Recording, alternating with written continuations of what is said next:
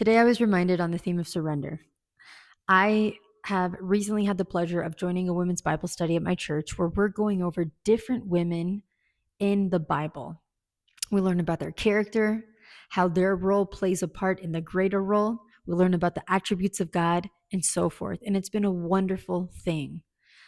Right now, we just went over the women in Exodus, and we see their role in delivering the one who would eventually deliver the Hebrew people from Egypt.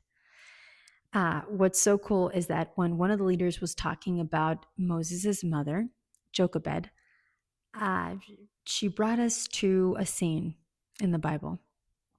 And it's when Jochebed is at the riverbed and she places baby Moses in a basket. And she pushes that basket, and that basket floats on that river, down the Nile. And she was talking about how hard that must have been. And I believe myself and everyone in the audience must have been thinking the same thing, kind of putting ourselves in that position. I mean, could we really even do that? But one thing that Jochebed must have had was faith, was courage, was bravery.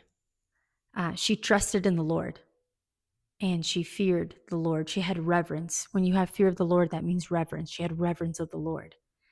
And the very thing that she loved, which was her infant baby, she gave it to God. And so, bringing back to the theme of surrender, immediately I thought of, what is it that we hold on to so tightly that we won't put in the basket and release it to God? Maybe that's a relationship that you shouldn't be in, that you've been wrestling with. That could be in the form of a friendship too. It could be in the form of many things, but you know that it's not good for you. Maybe it's an addiction.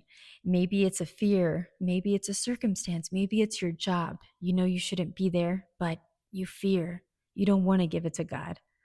Well, I want you to envision placing that very thing into that basket, and pushing it out and surrendering it, giving it to God. I've heard it once like this: anything that you hold on to too tightly, you will eventually lose. So why not just give it to the Lord?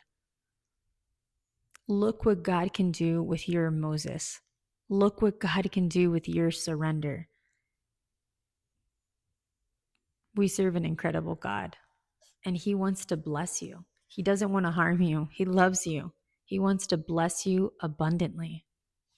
Going back to Jochebed, when she did that act of faith, what did the Lord do? The Lord used that same baby that floated on the river. He used that same baby named Moses to part a sea. God is sovereign. He loves you. His ways are higher than ours. And I just want to encourage you that anything that you give to the Lord, He will take care of the outcome. He will take care of the consequences. All you have to do is trust Him. But remember, you cannot trust a person you do not know. The only way we get to know that we come into relationship with someone is when we spend time, when you develop a bond of intimacy, and that is reading scripture and getting to know Him.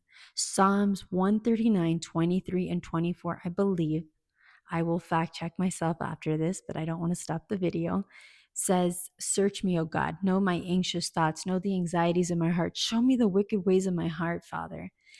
And when you pray that prayer, you're saying, "Hey, Lord, examine my heart and allow me to see the way you see."